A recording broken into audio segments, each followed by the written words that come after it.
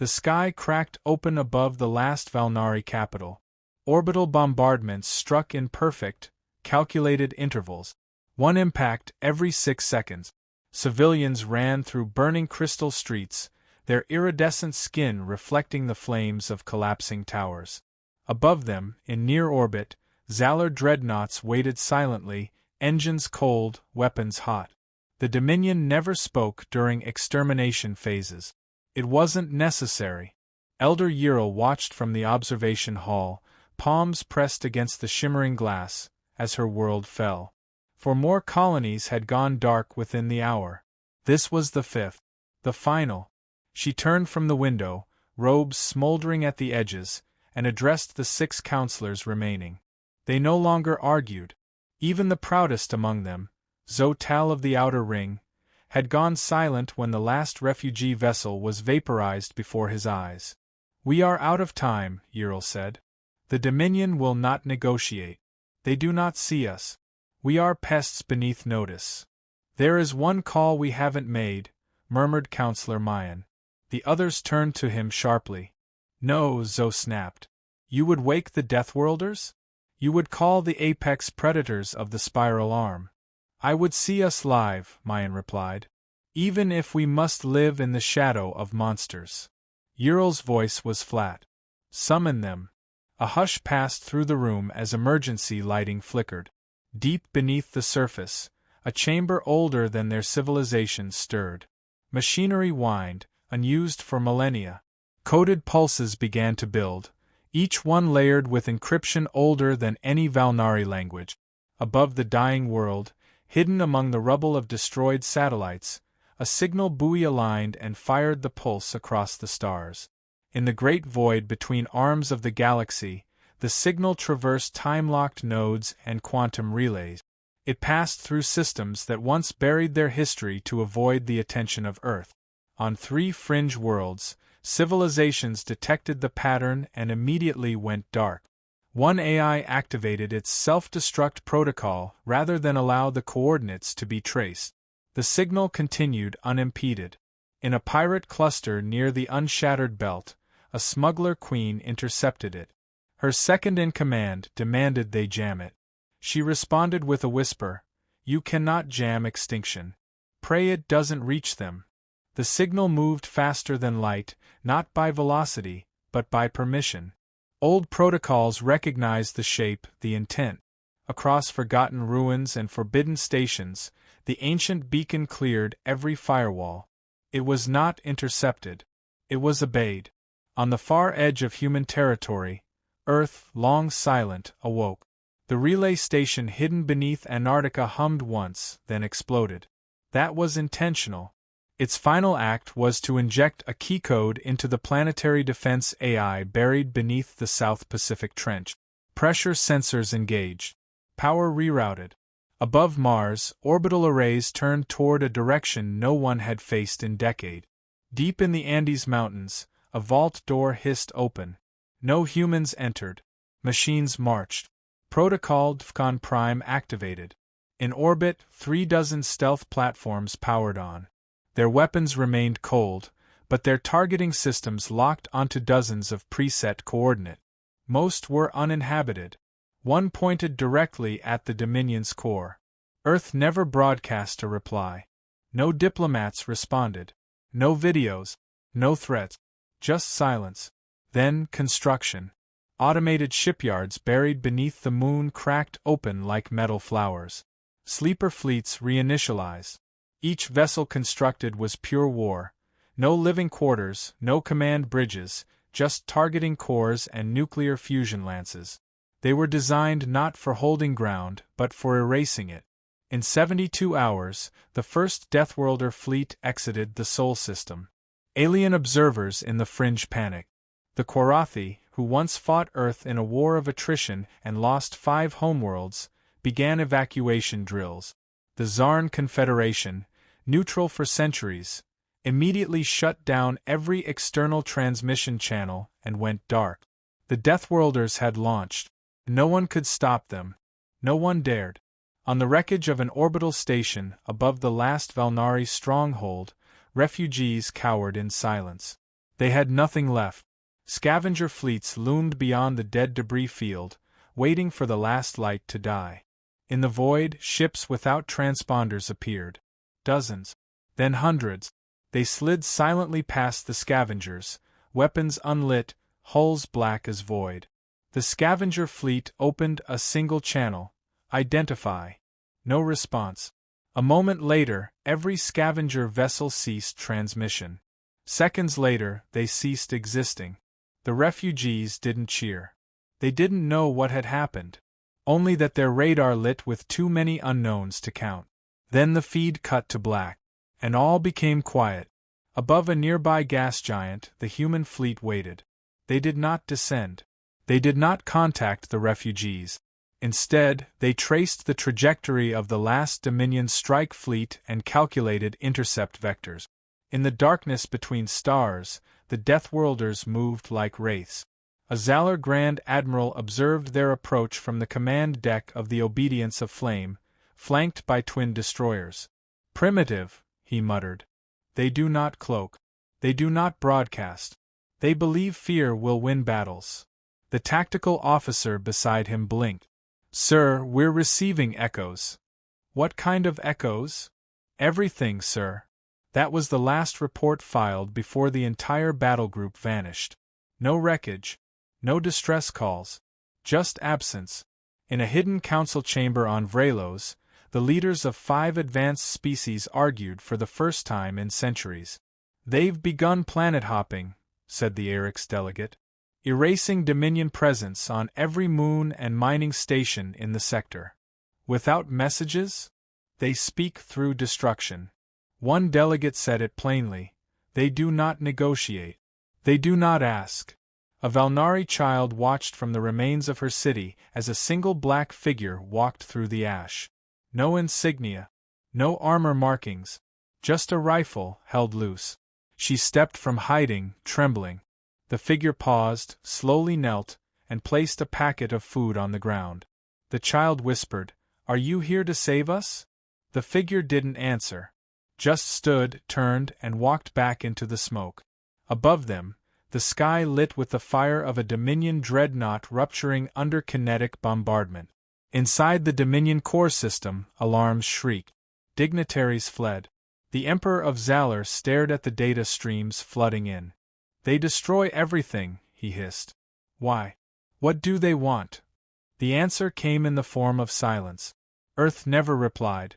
The Deathworlders never responded to any hails. They moved with clinical precision, erasing command centers, docking yards, fuel depots. Each strike coordinated to cause total disarmament without even landing troop. In one encounter, a Zalor captain tried to surrender. The human vessel paused. Then destroyed the entire region with a solar flare weapon. A transmission arrived in the Dominion capital just before the final wave began. It was the only human message received during the campaign. You hurt what called us. That was your last mistake. Then the skies above the capital went dark as the last sun was extinguished, not through weaponry but by engineering. The humans constructed a light-eating lattice in orbit and shut down the star's visibility. The world choked in cold silence. No one died by fire. They simply froze. The humans did not retreat. Even as the alien vessel tore open space itself with energy bursts that vaporized asteroids, ignited magnetic fields, and cracked moons into debris, the human fleet held formation. There were no cries of fear, no flinching at the unknown energy signature that danced like a storm god's breath across their hulls. Instead, there was precision, stillness, measured violence. Admiral Voxen, watching through 7 eyes from the sanctuary of the Syndex Command Corps, felt the first sliver of something ancient and unwelcome stir in his chest. Dread. His war-kin clustered behind him, murmuring in their native clicks and pulses. The Deathworlders are not behaving according to strategic doctrine, one said. Another corrected, they're not behaving according to any doctrine. The data was clear. 17 of their forward assault craft had been destroyed in the last engagement. By all projections, humans should have fallen back. Instead, they advanced. A wedge formation pierced through the barrage like obsidian splitting hide. Voxen snapped his claws. Send the scourge rings. Burn their formation apart. The scourge rings, curved vessels shaped like serrated crescents, deployed with haste. They glided into the fray and emitted streams of molecular destabilizing warhead. On every known species, these weapons produced surrender or annihilation. They warped metal, shredded flesh, melted resolve. On humans, they achieved something else entirely. One of the warheads struck a smaller human corvette directly. The blast collapsed its shields and folded its spine. Alarms blared. Bulkheads groaned. Then, impossibly, the corvette stabilized. The human ship's systems rerouted. Flames were sealed off. Damaged crews surged forward like ants defending a dying queen. And then the vessel resumed firing. Impossible, one of Voxen's advisors muttered. They're not surviving, they're refusing to die. Another human ship intercepted 3 torpedoes meant for a carrier. It absorbed the hit. The humans inside must have perished instantly.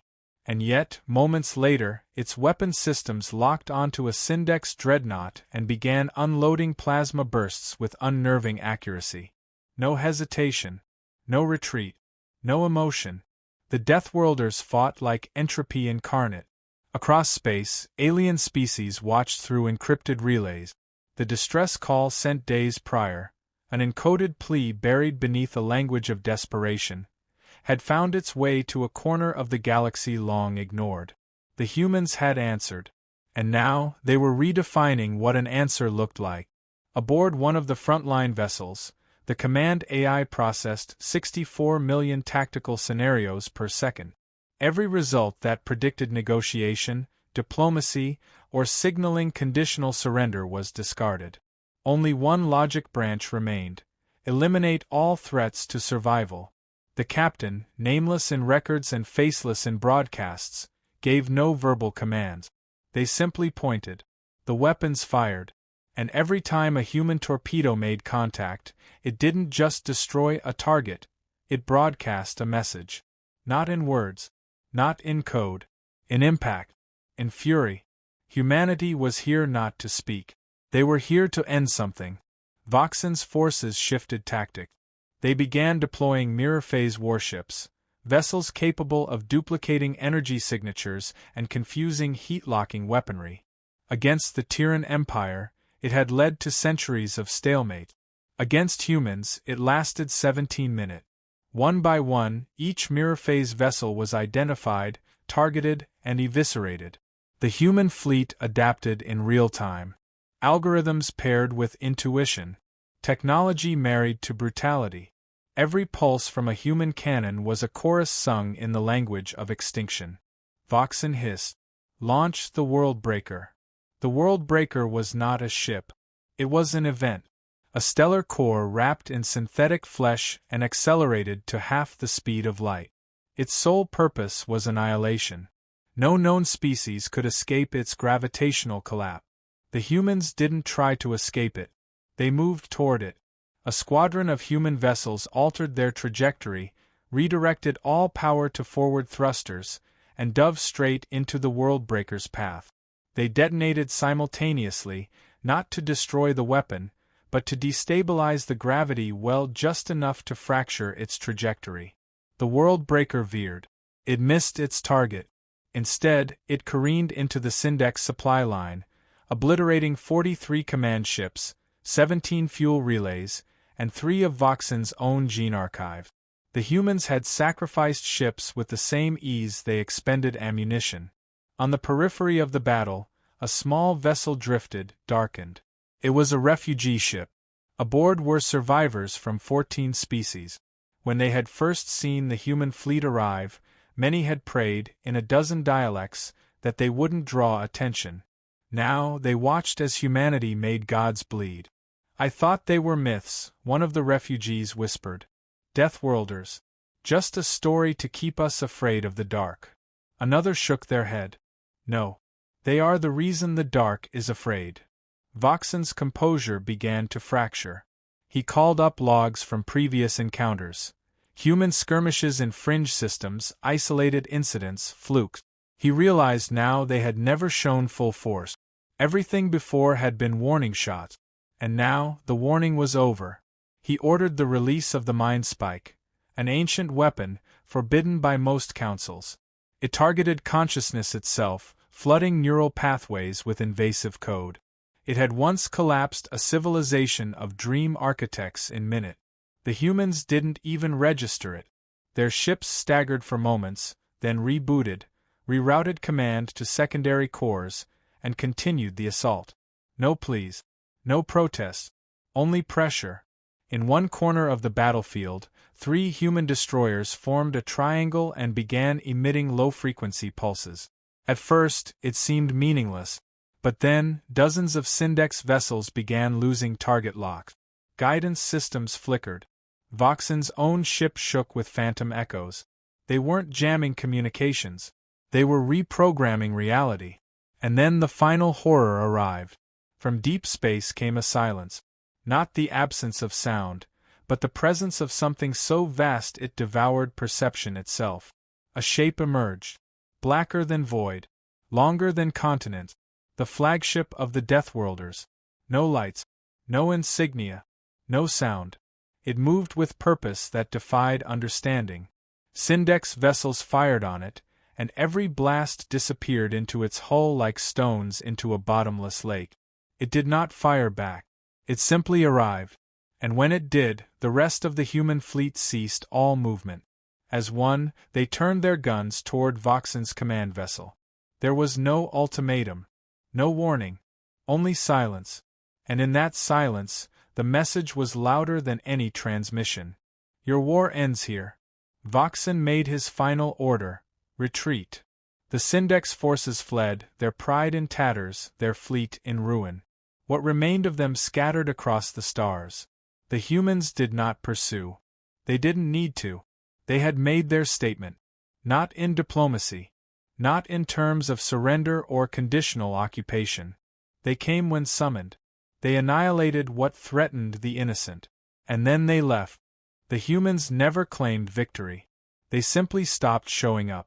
And that terrified everyone more than any threat could. Among the wreckage fields and irradiated belts of former Syndex strongholds, silence grew fertile. Scavengers dared not enter. Patrol ships refused to catalog the losses. Automated survey drones returned corrupted or missing, their data nodes fried by unknown code. Eventually, the galactic community labeled the territory Red Dust, a name synonymous with death without context. Farther from the carnage, on neutral planets orbiting binary stars, alien species convened in secret. Not to celebrate the Syndex downfall, but to ask a single question. What did it mean when humanity responded to a cry for help and then disappeared without a word? There was no known protocol for gratitude that could match what was owed. The Varlek, whose refugee ship had received the simple message, "You are safe," attempted to repay the favor by sending cultural artifacts toward Earth space. None of the transmissions were acknowledged. The artifacts, once priceless, were found drifting in orbit around the edge of a black hole, untouched, unclaimed. The Quarnai, masters of diplomacy, tried to open talks. They crafted treaties, wove apology into praise, and sent fleets of envoys. Not a single human answered. Their coordinates yielded nothing. Their language banks remained inert. It was as though humanity had returned to myth the moment they were done. But some couldn't accept that. They needed to understand. On the edge of the Orion Fold, a collective of fringe species established an inquiry unit, the Coalition for Human Continuance. Their goal wasn't contact, it was comprehension. They interviewed survivors, scavenged human wreckage, decrypted fragments of wartime telemetry. What they found only deepened the mystery. Human ships were constructed not for longevity but for resilience. Modular, redundant, and intentionally over-engineered. Every hull recorded layers of battle damage and field repair, all logged without embellishment. The internal systems weren't decorated or personalized. There were no honor crests or lineage markings. Just function and purpose. One analyst, reviewing black box data from a destroyed destroyer, noted, "These people didn't fight for expansion. They fought because someone was in danger." The coalition eventually found one surviving human AI, heavily damaged, buried beneath a moon split by Syndex fire. They repaired what they could and asked it a single question: why had humanity intervened? The AI answered in less than a second. Because they asked. That was the beginning of a new doctrine across space. The old power structures that thrived on dominance and exploitation began to collapse. Empires that relied on fear watched their client worlds rise against them, emboldened not by weapons, but by the memory of Deathworlders who answered a plea and asked for nothing in return. Resistance movements no longer fought for survival. They fought with conviction, inspired by the legend of a faceless fleet. On the world of Saline V, school children studied the battle patterns of humanity as examples of asymmetrical precision. Not as warriors but as liberators. On Recanar, where the Syndex once enslaved millions, statues of human ships were raised, not in worship but as reminders of a simple truth. Help may come, and when it does, it won't ask permission. But not all species felt inspired. Some feared what it meant for such power to exist outside of control. The Varn Dominion, untouched during the Syndex Purge, began accelerating weapon research. They conscripted scientists from lesser systems. They built fleets in secret. Not to strike humanity, but to prepare. If humans ever deemed them a threat, they wanted a chance to survive. That hope was laughable. 3 years after the Syndex fall, a Varn listening post intercepted a low-frequency signal emanating from a rogue asteroid cluster. It wasn't a transmission, more like a vibration. Curious, they sent a drone. It vanished. They sent another. It returned with corrupted memory cores, filled with visual fragments of human warships, stationary, dormant, perfectly preserved. The Dominion declared the area off-limit. But it was too late. Rumors spread. Humanity hadn't disappeared. They had embedded themselves in the cracks of space. Waiting. Watching. The ripple effects continued. In the Meridi Council, a new species was granted voting rights solely due to their role in aiding refugees during the Syndex War. Their justification? We follow the example of the humans. Entire economies restructured around defense and mutual aid, not conquest. For the first time in generations, the dominant galactic narrative shifted from supremacy to protection. But not everyone accepted this evolution. A minor league of technocrats, calling themselves the Archivists of Order, began arguing that the Deathworlders were a distortion, an anomaly. That no species should possess such overwhelming force and withdraw without claiming territory. Their theories suggested humanity must have gained something, and if it wasn't resources, then it must have been control. They were right, in a way. Humanity controlled the future by walking away from it, because they had changed the stakes. Any species contemplating war now did so with one question in mind: if we act, will the humans return? That uncertainty did more to preserve peace than any treaty. 5 years passed. One of the former Syndex core worlds, Trelver, slowly repopulate. Farmers returned to soil laced with ash and memory. Cities rebuilt not with statues of old rulers, but mosaics of human ships. Children played games where they pretended to pilot Deathworlder vessels, shouting phrases like "for the helpless" and "protect the stars." The Syndex species did not die out. They adapted. They learned humility not through surrender, but through total dismantlement. And they never spoke Voxen's name again. He became a taboo, a ghost. Among the husks of his once proud dreadnoughts, only one object remained: a shattered panel, scorched by plasma, bearing a phrase etched in human letters. No one knew who wrote it. It simply said, "We end what you begin." It became a creed. Centuries later, a new threat emerged. The Korth, a silicon-based hive species, began converting moons into biological processors. Their expansion was exponential. They consumed data, matter, and memory alike. No diplomacy succeeded. Armies failed. Colonies vanished. And then a cry for help was sent. Short. Desperate. Somewhere, deep in uncharted space, something stirred. No broadcasts were intercepted. No ships were seen. No warnings given. But the Korth began to die. Not in open battle, but in disappearance. One node, then a cluster. Then whole fleets lost signal. The Council dispatched scouts. What they found defied belief. The Korth didn't retreat. They were erased. Vessels, worlds, minds, gone. No wreckage. No residual energy. As if someone had undone their existence entirely. And in the void where the Korth once pulsed, a single signal remained. It wasn't human language. It was raw, subharmonic pulses transmitted in patterns consistent with neural distress calls. An echo. Not a message from humans, but from every species they had ever saved.